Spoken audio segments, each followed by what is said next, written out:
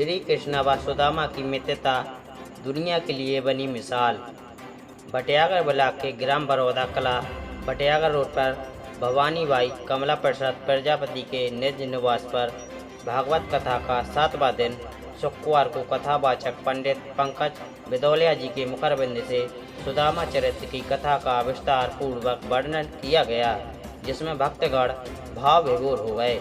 सुदामा चरित्र के प्रसंग में बताया गया कि जब सुदामा जी अपनी पत्नी के कहने पर अपने मित्र श्री कृष्णा से मिलने द्वारका जाते हैं, वहाँ बहुत संकोच में रहते हैं कि हमें पहचानते भी हैं या नहीं, लेकिन वहाँ पहुँचते और श्री कृष्णा के महल पर द्वार के बाहर जाकर सुदामा जी कहते हैं कि द्वारकाधीश से मिलना है, तो द्वार पर खड़े द्वारपाल सुदामा जी का भेष देखकर वहां से जाने के लिए कह देते हैं। सुदामा जी फिर द्वारपाल से कहते हैं कि बता दो, अपने बचपन की सखा से ही सुदामा आया है। द्वार पर महल के अंदर जाकर श्री कृष्ण कहते हैं कि कोई व्यक्ति आपसे मिलना चाहता है और अपना नाम सुदामा बता रहा। इस प्रक्रिया में थोड़ा सा समय लग जाता है, तो सुदामा जी समझते हैं कि श्री कृष्ण नहीं मिलने आएंगे।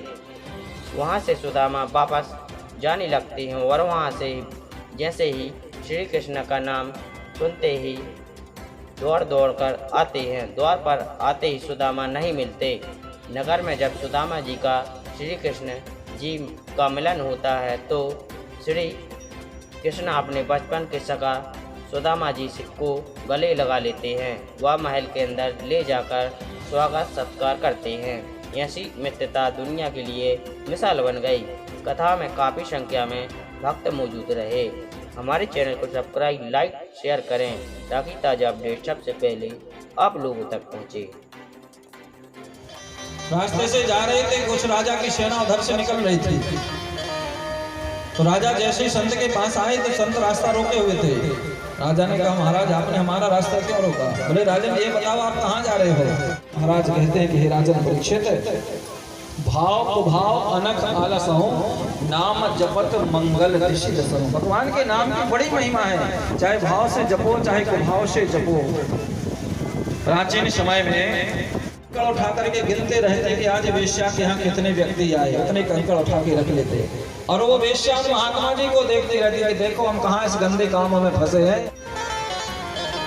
जो अपने धन से प्रसन्न नहीं है, औरों के धन को हड़पना चाहता है, वही सबसे बड़ा दरिद्री है। और जो अपने धन से प्रसन्न है वही संतोषी दरिद्र यश संतुष्टो। संतोष रूपी धन जिसके जीवन में आ जाता है, फिर वो दरिद्र थोड़ी रहता है।